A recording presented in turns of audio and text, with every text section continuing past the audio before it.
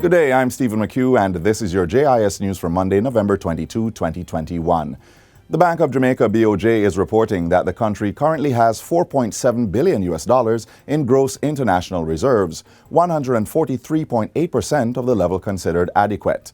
The net international reserves, NIR, meanwhile, totaled $3.9 billion at the end of October. The numbers were revealed during the central bank's quarterly media briefing on Friday. Governor Richard Biles says the BOJ estimates that gross reserves will remain healthy over the next 2 years. This will be supported by a current account deficit of the balance of payments ranging between 1% and 3% of GDP, a very sustainable level. This reflects the earlier mentioned expectations for a recovery in tourist arrivals and spending. Meanwhile, Mr. Biles says there is an adequate supply of foreign exchange to meet market demand. Up to November 17, he says daily purchases by authorized dealers and cambios averaged approximately $36 million, higher than the $31 million recorded for the corresponding period last year. At the same time, daily sales to end users averaged close to $35 million, higher than the $27 million occurred a year ago.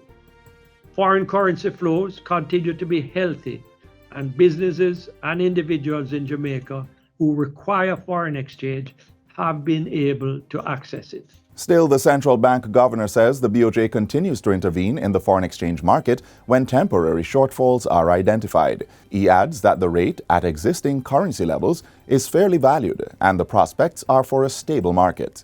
The tourism sector is projected to receive 3.2 million visitor arrivals in 2022 based on current trends in stopover arrivals.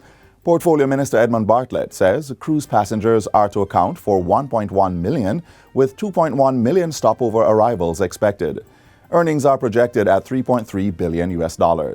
Minister Bartlett says that as the sector continues to rebound, Jamaica is also expecting 4.1 million visitors by the end of 2023, 1.6 million via cruise ships, and 2.5 million stopover arrivals, with earnings of $4.2 billion. The successful outcomes of our international market blitz will certainly help us to achieve this target, if not surpass it.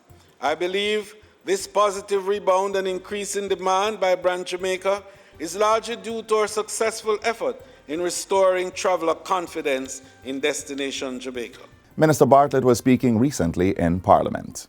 Minister of Industry, Investment and Commerce Audley Shaw is urging more local businesses to pursue national certification to boost their marketability. He was speaking at a recent ceremony to recognize 6 entities that have attained ISO 9001-2015 quality standard from the National Certification Body of Jamaica, NCBJ.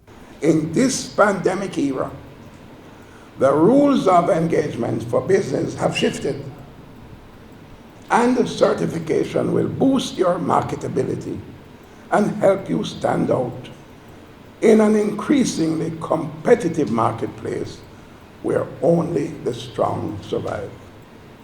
Certification is your door to new markets, improved revenue, and happier customers.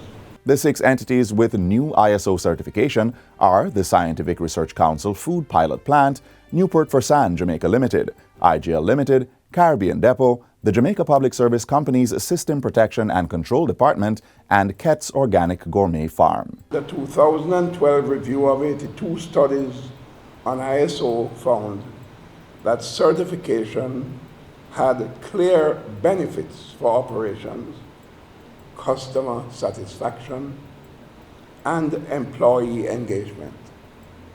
I am therefore confident you will realize the benefits in the medium to long term.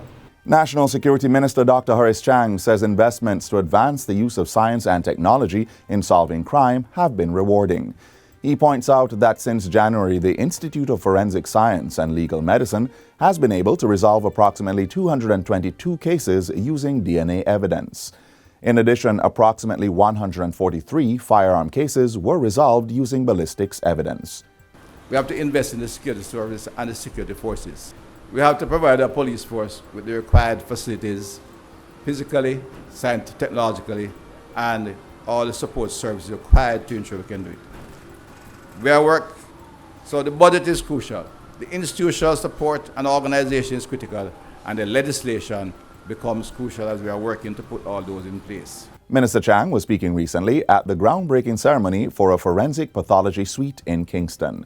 He reveals that to date, over $309,000 has been spent on DNA equipment, more than 342,000 Canadian dollars on ballistic equipment, and 289.6 million Jamaican dollars to construct a new annex at the institute. And finally, work to rehabilitate the Cornwall Regional Hospital in St. James has entered the second-to-last phase. The Ministry of Health and Wellness signed a contract last Thursday with construction firm M&M Jamaica Limited to carry out this phase of the project at a cost of close to $1.7 billion.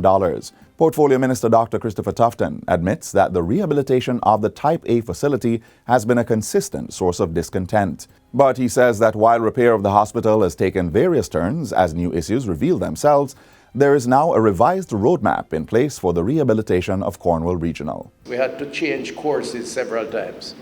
But I am hoping that this particular course will be the course that takes us to completion and will end the season of discontent, which clearly still lingers. Work for this phase of the project is expected to begin in short order. Due to the sensitivity of hospital construction, Minister Tufton says a United States-based engineering firm WSP has been tapped as commissioning agent on the project. A commissioning agent works closely with lead contractors to ensure that a building or construction project meets the operational requirements of the client. And that's it for JIS News Today. I'm Stephen McHugh. Thanks for watching.